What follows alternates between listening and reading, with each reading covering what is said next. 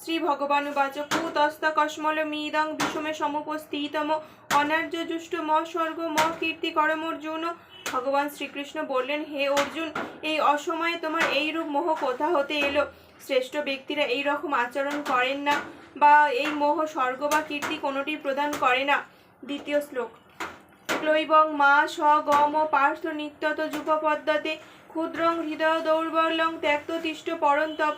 সুতরাং হে অর্জুন, পুরুষ হীনতা প্রাপ্ত হয়েও না, তোমার এটা শোভা পায় না। হে পরন্তপ, হৃদয়ের এই তুচ্ছ দুর্বলতা পরিত্যাগ করে যুদ্ধের জন্য উত্থিত হও। অর্জুন বাচ কথং ভীষ্মহং সাংখ্যে দ্রোণঞ্জ মধুসূদন ঈশবি প্রতিযোত স্বামী পূজার হাবরি সুদন।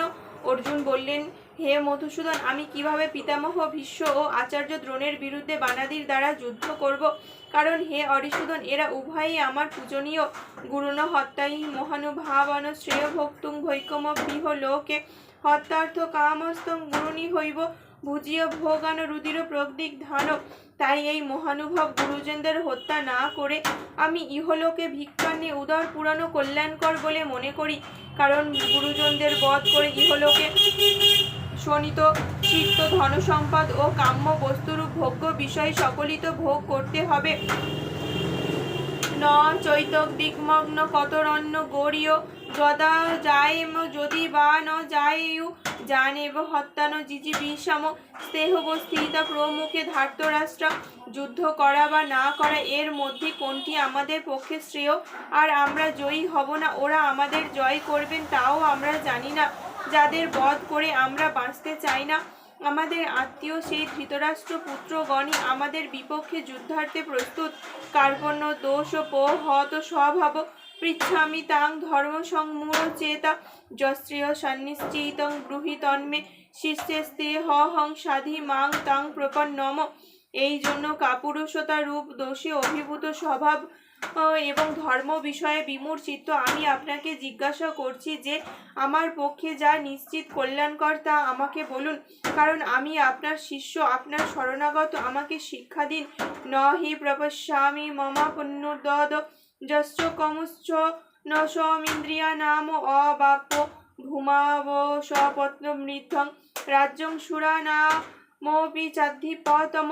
কারণ পৃথিবীতে নিষ্কণ্টক ধনধান্য সমৃদ্ধ রাজ্য এবং দেবগণের প্রভুত্ব লাভ করলেও আমি সেই উপায় দেখছি না যা আমার ইন্দ্রিয় সন্তাপক শোক দূর করতে পারে। সঞ্জয় উবাচ এব মুক্তা ঋষিকেশং গুড়াকেশেন পরন্তপ ন যতস্য ইতি গোবিন্দ মুক্ত তূষ্ণীভি বুভুঃ। সঞ্জয় বললেন, হে রাজন, নিদ্রাজয়ী অর্জুন অন্তর্যামী শ্রীকৃষ্ণকে এই রূপে আমি যুদ্ধ করব না এই কথা স্পষ্টভাবে বলে নীরব হলেন। তমুবাচ ঋষিকেশ প্রহসন্নিব ভারত সেনয়োরু ভয়র মধ্যে বিষিদন্ত মিদং বচ। হে ভরতবংশীয় ধৃতরাষ্ট্র, অন্তর্যামী শ্রীকৃষ্ণ উভয় সেনার মধ্যে শোকমগ্ন অর্জুনকে যেন হাসতে হাসতে এই কথা বললেন।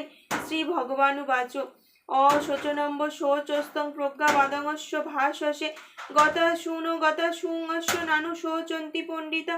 ভগবান শ্রীকৃষ্ণ বললেন, হে অর্জুন, যাদের জন্য শোক করা উচিত নয় এমন মানুষদের জন্য তুমি শোক করছো, আবার পণ্ডিতের মতো কথাও বলছো।